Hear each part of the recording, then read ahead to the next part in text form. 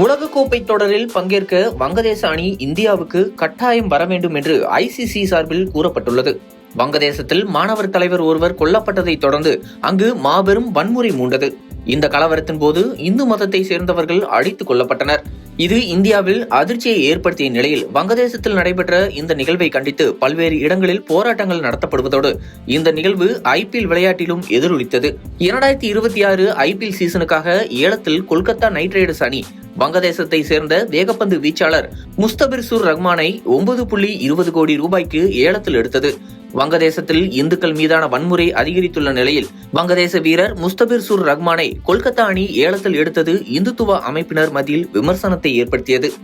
இதனால் பல்வேறு இந்துத்துவ அமைப்பினர் ஐபிஎல் தொடருக்கும் கொல்கத்தா அணி உரிமையாளர் ஷாருக்கானுக்கும் மிரட்டல் விடுத்தனர். இந்த நிலையில் முஸ்தபிசூரை விடுவிப்பது தொடர்பாக பிசிசிஐ அறிவுறுத்த அதனை ஏற்று அதிகாரப்பூர்வமாகவே முஸ்தபிர் ரஹ்மானை வெளியேற்றியது கொல்கத்தா நைட் ரைடர்ஸ் அணி.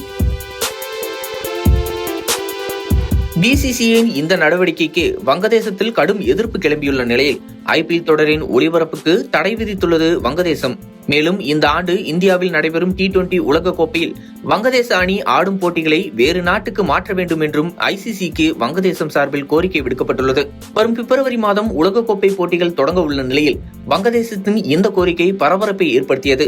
இந்த நிலையில் T20 உலகக்கோப்பையில் வங்கதேச அணி ஆடும் போட்டிகளை வேறு நாட்டுக்கு மாற்ற முடியாது என்றும் கட்டாயம் இந்தியாவுக்கு விளையாட வர வேண்டும் என்றும் வங்கதேசத்திடம் ஐசிசி தரப்பில் கூறப்பட்டுள்ளதாக தகவல்கள் வெளியாகியுள்ளது. மேலும் இந்தியாவுக்கு விளையாட வரவில்லை என்றால் வங்கதேசம் வருமான இழப்பை சந்திக்கும் என்றும் அடுத்தடுத்து வங்கதேசத்தில் ஐசிசி நடத்தும் போட்டிகளையும் இது பாதிக்கும் என்றும் அறிவுறுத்தப்பட்டுள்ளது. இதன் காரணமாக இந்தியாவுக்கு வந்து போட்டிகளில் பங்கேற்பதை தவிர வங்கதேசத்திற்கு வேறு வழியில்லாத சூழல் ஏற்பட்டுள்ளது.